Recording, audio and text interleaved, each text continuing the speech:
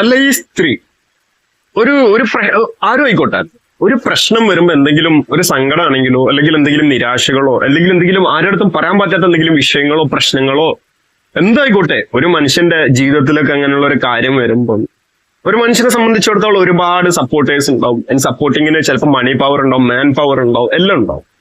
പക്ഷെ ഇതുപോലുള്ള ആളുകളെ കുറിച്ച് ഒന്ന് ആലോചിച്ച് നോക്കുക. ഈ സ്ത്രീനെ സംബന്ധിച്ച് പറയുകയാണെങ്കിൽ ഈ സ്ത്രീ ഒരു പച്ച പയ്യ ആയതിനെ കൊണ്ടായിരിക്കൂലേ മുൻ ഭർത്താവ് എന്ന് പറയുന്ന ഒരു ചങ്ങാതി വീട്ടിൽ കയറി നഗ്നചിത്രം വരെ എടുത്ത് അത് പ്രചരിപ്പിക്കുക. ഓക്കെ, നമുക്ക് ഏതായാലും ക്ലിപ്പ് ഒന്ന് കണ്ടോ. ഭർത്താവ് നഗ്ന ചിത്രമെടുത്ത് പ്രചരിപ്പിച്ചതിൽ മനംനൊന്ത് ഭാര്യ ആത്മഹത്യ ചെയ്തു.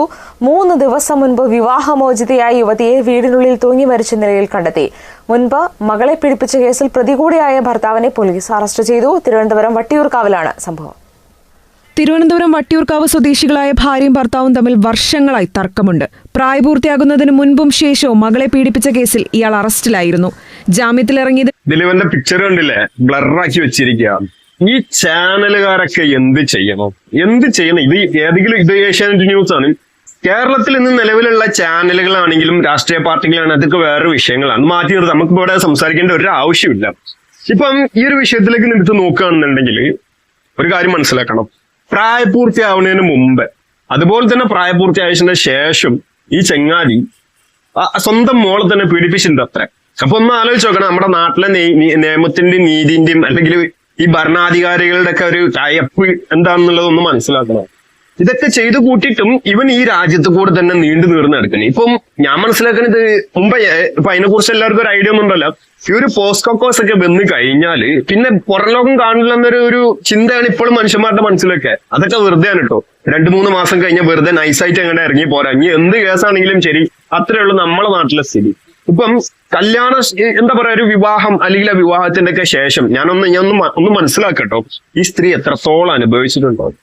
ഒരു എന്താ പറയാ, ഒരു പ്രശ്നം വരുമ്പോ അതില്ലെങ്കിൽ എന്തെങ്കിലും ഒരു സംഭവം ജീവിതത്തിൽ ഉണ്ടാകുമ്പം ഇതുപോലെ ബുദ്ധിമുട്ടുകളോ അതല്ലെങ്കിൽ ഒരാളടുത്ത് ഷെയർ ചെയ്യാൻ പറ്റാത്ത എന്തെങ്കിലും പ്രശ്നങ്ങളൊക്കെ വരുന്ന ഒരു സമയത്ത് ഇങ്ങനെയുള്ള സ്ത്രീകളെ സംബന്ധിച്ചോളം അതിലുപരി ഒരു മനുഷ്യനെ സംബന്ധിച്ചിട്ട് ഒന്ന് ആലോചിച്ച് നോക്കുക. എങ്ങനെയാണ് ഇങ്ങനെ ഒരു സ്ത്രീ ആകുമ്പോൾ പച്ച സാധുവായിട്ടുള്ള ഒരു സ്ത്രീ. അപ്പം അങ്ങനെ ആകുമ്പോ എന്തും ചെയ്യാം. ഇനിയിപ്പോ വിവാഹമോചനത്തിന് ശേഷമാണെന്നില്ല നമ്മുടെ നാട്ടിലെ നിയമം ഇങ്ങനെ ആയതിനെ കൊണ്ട് തന്നെ എന്ത് വേണമെങ്കിലും ചെയ്യാം. ഇനിയിപ്പോ വീട്ടിൽ കയറി പീഡിപ്പിക്കാം, അല്ലെങ്കിൽ നഗ്നചിത്രം എടുക്കാം, സുഹൃത്തിനെ അയക്കാം, ആവശ്യമുള്ളതൊക്കെ ചെയ്യാം. വീണ്ടും കുട്ടിനെ വേണമെങ്കിൽ പീഡിപ്പിക്കാം. അതൊക്കെ ചെയ്തതിനു ശേഷം മഹാന്റെ ചിത്രം കണ്ട് ബ്ലറാക്കി വെച്ചിരിക്കുക. കണ്ടില്ലേ ഞങ്ങള്?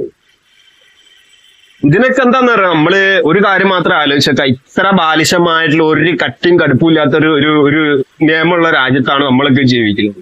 ഒന്ന് മനസ്സിലാക്കുക. ഇത് ഏതെങ്കിലും സാധു ഹെൽമറ്റ് ഇടാതെ എങ്ങനെ പോയി കഴിഞ്ഞാലോ അതല്ലെങ്കിൽ എന്തെങ്കിലും ഒരു ചെറിയൊരു പ്രശ്നങ്ങളൊക്കെ സംഭവിച്ചു കഴിഞ്ഞാൽ അപ്പം വരെ നീതി, നിയമം, കടലാസ്, പേപ്പർ എന്ന് പറയുന്നത് ഇങ്ങനെയുള്ള ഒരു കാര്യത്തിന് മാറി ഇതുപോലെ ഇടപെടുന്ന ഒന്നും കാണുന്നില്ല. അത് മഹാന്മാരാണ്. ഇതിപ്പം ഭയങ്കര പുണ്യപ്രവർത്തി ചെയ്തതിനെ കൊണ്ട് തന്നെ അയാളുടെ മുഖമൊക്കെ ബ്ലർ ചെയ്തിരിക്കണം. എന്തിനു വേണ്ടിയിട്ട്? ഒരാൾ എന്തെങ്കിലും ഒരു 500 റുപ്യന്റെ പ്രശ്നത്തിൽ എന്തെങ്കിലും കട്ടെടുത്ത് കഴിഞ്ഞാൽ അപ്പൊ അയാളെ മുഖവും ചിത്രവും, അയാൾ ഈ ലോകത്തൊന്നായിട്ട് ഭയങ്കര സംഭവമുള്ള മധുവിന്റെ കേസൊക്കെ ഒന്ന് എടുത്ത് ആലോചിച്ചൊക്കെ എന്തായിരുന്നു അവസ്ഥ. അത് പിന്നെ സദാചാര പോലീസുകാരാന്ന് വിചാരിക്കാം. ഇവിടെ ഞാൻ മനസ്സിലാക്കണം എന്താന്ന് പറയോ, ഇത് ഇങ്ങനെയൊക്കെ ഉള്ള ഒരു അവസ്ഥ വരുമ്പം ഇതുപോലെ ഞാൻ ചിന്തിച്ചു നോക്കുന്നത് ആ സ്ത്രീ എത്രത്തോളം അനുഭവിച്ചിട്ടുണ്ടാവണം. ഞാൻ മുമ്പ് പറഞ്ഞ പോലെ തന്നെ ഇങ്ങനെ ഒരു പ്രശ്നം മുമ്പേ കാണുന്നുണ്ടെങ്കിൽ കേരളം ഏത് രീതിയിൽ കത്തേണ്ടതാണ്. ഇതിപ്പം ഇങ്ങനെയുള്ള വിഷയങ്ങൾ ആരും ശ്രദ്ധിക്കാത്തതിന് വലിയ ഒരു അത്ഭുതം, കൗതുകം, ആശ്ചര്യമൊന്നും ഇല്ല കേട്ടോ. കാരണം എന്താന്ന് വെച്ച് കഴിഞ്ഞാല് ഇപ്പോഴത്തെ പുതിയ തലമുറകൾക്ക് ഇങ്ങനെയുള്ള വിഷയങ്ങൾ ശ്രദ്ധിക്കാൻ അതിന് എന്താ പറയാ, പ്രത്യേകിച്ച് 90 കിഡ്സിന്റെ ശേഷം വന്ന 2K കിഡ്സും കാര്യങ്ങളൊക്കെ എടുത്ത് നോക്കുകയാണെന്നുണ്ടെങ്കിൽ ഇങ്ങനെയുള്ള വിഷയങ്ങൾക്കൊന്നും താല്പര്യമൊന്നില്ല. ഇതൊക്കെ മൈൻഡ് തെറിച്ചു പോയ പൊട്ടച്ചികൾ എന്ന് തന്നെ പറയാൻ പറ്റില്ല. കാരണം ഇപ്പൊ ഈ ബിഗ് ബോസ് പോലുള്ള പട്ടി ഷോ കാണാനും അതല്ലെങ്കിൽ ഇങ്ങനെ ഈ എന്താ പറയാ ഈ കൊറിയയിലൊക്കെ കുറച്ച് ടീംസ് ഉണ്ടല്ലോ, എന്താ അതിന്റെ പിച്ചുള്ള പേര് എനിക്ക് കിട്ടുന്നില്ല. ഇങ്ങനെയുള്ള കുറെ പട്ടി ഷോ കണ്ട് ഒരുമാതിരി തലയും തുമ്പില്ലാതെ നടക്കാൻ വേണ്ടിയിട്ട് ഇന്നത്തെ ജനറേഷനൊക്കെ പറ്റുന്നുള്ളൂ. അത് വേറൊരു കാര്യം, അത് ഇവിടെ പറയേണ്ട വിഷയമല്ല, എങ്കിലും അതിന്റെ കൂടുതൽ പറഞ്ഞേ ഉള്ളൂ. പിന്നെ ഇപ്പൊ പറയുകയാണെന്നുണ്ടെങ്കിൽ ഇതൊക്കെ എന്താന്ന് പറയുക, ഇമാതിരി കായപ്പിനൊക്കെ എല്ലാരും പറഞ്ഞ പോലെ തന്നെ അണ്ടി ചെറുത്തുക എന്നല്ലാതെ ഇതിനൊന്നും വേറൊരു ഇതുമില്ല. ഇനിയിപ്പോ 2 മാസം കഴിഞ്ഞ് ഓനെ ഇറങ്ങൂലേ, വേണമെങ്കിൽ വേറൊരു കല്യാണം കഴിക്കാം, അവള് ഇതുപോലെ ഒരു പശുവിനെ കെട്ടിട്ട പോലെ വേണമെങ്കിൽ കറക്കാം, അല്ലെങ്കിൽ അടിക്കാം, ഇറച്ചി വേണമെങ്കിൽ ജീവനോടെ കട്ട് ചെയ്തിട്ട് എടുക്കാം, എന്തും ചെയ്യാം. ഇതാണ് പറഞ്ഞത്. നമ്മൾ ജീവിച്ചു പോണ ഒരു സാഹചര്യം അത്രത്തോളം ഭയങ്കര സംഭവമാണ്. അതേ പറയാനുള്ളൂ, ഭയങ്കരം തന്നെ.